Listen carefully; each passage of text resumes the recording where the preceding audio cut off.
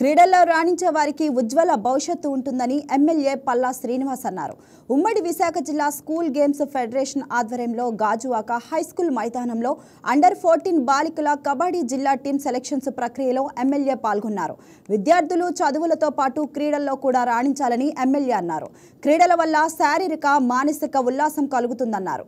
కూటమి ప్రభుత్వం క్రీడలకు ఎంతగానో తోడ్పాటు అందిస్తుంది అన్నారు MLA Palla Srinivas.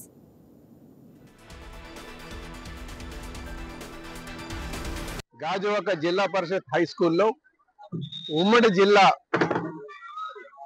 అండర్-14 school games federation ఆధ్వర్యంలో మరి కబడ్డీ టోర్నమెంట్ సెలక్షన్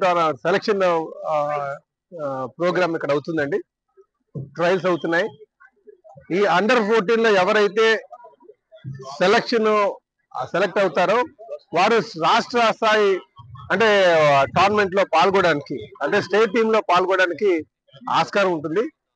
ఈ రోజు ఉమ్మడి జిల్లాలో ఉన్నటువంటి ఎవరైతే క్రీడాకారులు ఉన్నారో వాళ్ళందరినీ కూడా, ఆసక్తి కలిగినటువంటి వారిని అందరినీ కూడా ఇక్కడ తీసుకొచ్చి ఈ ట్రయల్స్ చేయడం, సెలక్షన్ చేయడం చాలా సంతోషకరంగా ఉంది.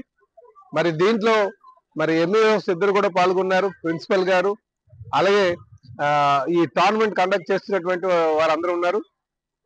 అలాగే టీచర్స్ అందరూ కూడా చాలా యాక్టివ్ గా ఉన్నారు. లోకల్ గా ఉన్నటువంటి లీడర్స్, స్కూల్ కమిటీ కూడా చాలా యాక్టివ్ గా పాల్గొంటుందని చెప్పి తెలియజేస్తున్నాం. ఇదే సందర్భంలో మనం గుర్తు చేసుకోవాల్సింది ఏంటంటే, ఈ రోజు 150 సంవత్సరాలు వందే మాతరం గీతం పూర్తి చేసుకున్నటువంటి సందర్భంలో కూడా ఇక్కడ విశిష్టత సంతరించుకొని అందరూ చాలా సంతోషంగా పాల్గొంటున్నారని చెప్పి కూడా తెలియజేస్తున్నాం.